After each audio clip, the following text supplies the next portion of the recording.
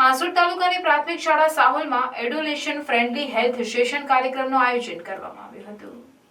હાંસોડ તાલુકાની પ્રાથમિક શાળા સાહોલમાં રાષ્ટ્રીય કિશોર સ્વાસ્થ્ય કાર્યક્રમ અંતર્ગત પ્રાથમિક આરોગ્ય કેન્દ્ર ઇલાવના medical officer doctor Jay Parmar, community health officer Sunev Khurd Dhrutika Patel, female health worker Nikita Patel, multipurpose health supervisor Umesh Patel, encounter Nayan Patel, multipurpose health worker Manish Patel સહિત સમગ્ર સ્ટાફે હાજર રહી ધોરણ 5 થી 8ના બાળકોને સ્વચ્છતા થીમ આધારિત ચિત્ર સ્પર્ધા રાખવામાં આવી, જેમાં કુલ 28 બાળકોએ ભાગ લીધો હતો, જે પૈકી 3 બાળકોએ પ્રથમ ક્રમ તમન્ના વસાવા, દ્વિતીય ક્રમ અરુણ વસાવા, તૃતીય ક્રમ નિયતિ વસાવાએ મેળવ્યો હતો। ત્રણેય બાળકોને આરોગ્ય ટીમ તરફથી ઇનામ આપવામાં આવ્યા હતા અને બાકીના ભાગ લેનાર દરેક વિદ્યાર્થીઓને પ્રોત્સાહિત ઇનામ આપી પ્રોત્સાહિત કરાયા, જે બદલ શાળાના આચાર્ય નિલેશભાઈ સોલંકી તેમજ શાળા પરિવારે બાળકોને અભિનંદન પાઠવ્યા હતા।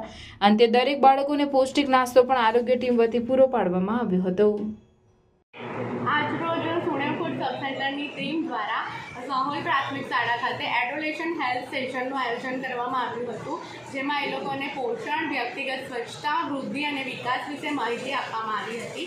તેમજ સ્વચ્છતાની થીમ પર એડોલેશન વચ્ચે પોસ્ટર કોમ્પિટિશન બી રાખવામાં આવ્યું હતું, જેમાં તમામને અમે ઇનામ આપ્યું છે। આ ત્રિમાસિક પ્રોગ્રામ છે।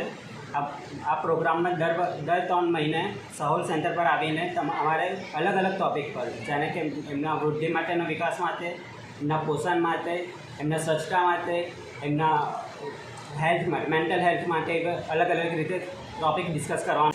ડૉક્ટર ધૃતિકા અને ડૉક્ટર જય પરમાર સર સાથે એડોલેશન વિશે પોષણ અને વ્યક્તિગત વૃદ્ધિ વિકાસની ચર્ચા કરવામાં આવી હતી અને એમને હેન્ડ વોશિંગ અને આયર્નની ગોળીઓ લેવી જરૂરી છે એ માટે સમજાવવામાં આવ્યું હતું।